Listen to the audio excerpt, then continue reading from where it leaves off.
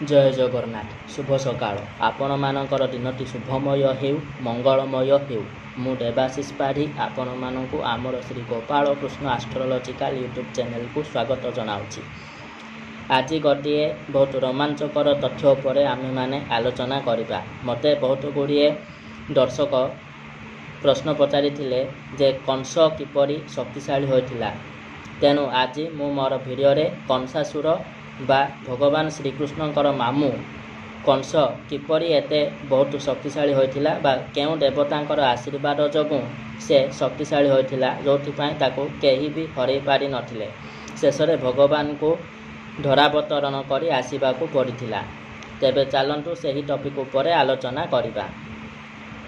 द्वापर जुगरे कंस केउ देवतांक आशीर्वादरू एते शक्तिशाली होइथिला। आमे पुराणरू विभिन्न धारावाहिक मानकरे देखिछे एवं पढ़िछे जे राक्षस माने अति कठिनरू कठिन नीति नियम पालन करी तपस्या करुथिले, जहा द्वारा देवता माने संतुष्ट होई वर देबा पई बाध्य हेउथिले एवं निजर तपबल द्वारा राक्षस माने अजय अमर हेउथिले।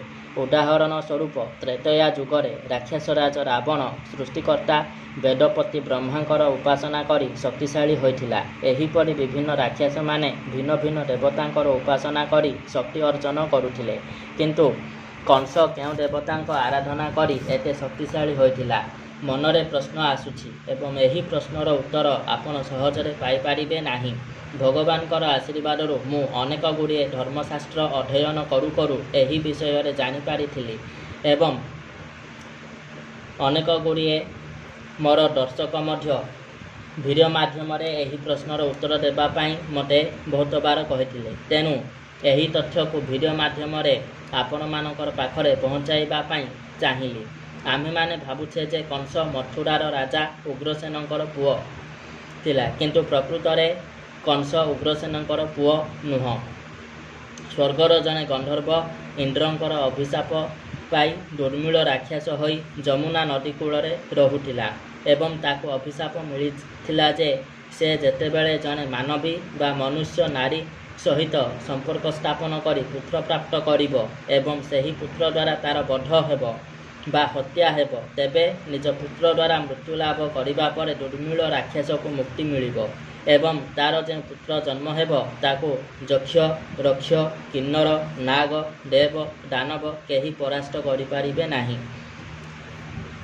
कोटिए इंद्र मिसिले सेमानकर जेउ शक्ति हबो कंसर सेटिकी बल रहिबो। तेबे एहा हेउछि सेही रहस्य जहा द्वारा कंस एते शक्तिशाली होई पारिथिला। एथिरे मनरे प्रश्न आसीबो जे कंस राक्षस उग्रसेनकर पुत्र हेला किपरि।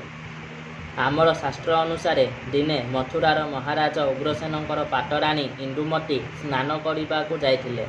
सेही समय रे द्रुमिल राक्षस रानीकर सौंदर्य देखि विमोहित हो जाइथिला एवं से महामायावी थिला। निजर माया बल रे महाराज उग्रसेनकर रूप धारण करी आसी महारानी इंदुमती सहित संपर्क स्थापन करिथिला, जहा फल रे कंसासुरर जन्म होइथिला।